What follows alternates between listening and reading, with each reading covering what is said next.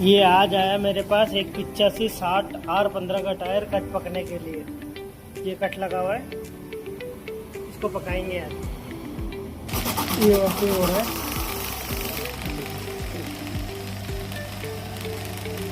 Complete ये working हो गया। ये इंसुलेशन लग रही है, ये देखो ये लग गई। ये पक के कंप्लीट हो गया, बढ़िया से एकदम पक गया। ये अंदर से है, ये कंप्लीट है। तो ये फिटिंग होगा टायर, ये फिटिंग होगा।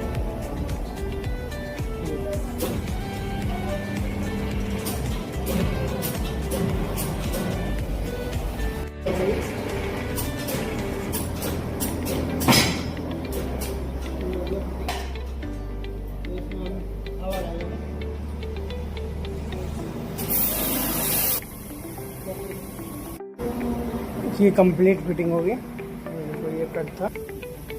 फिर सब्सक्राइब करो, बाद में शेयर बटन पर क्लिक करो, फिर व्हाट्सएप पर 2 सेकंड तक प्रेस करो, फिर मैजिक देखो।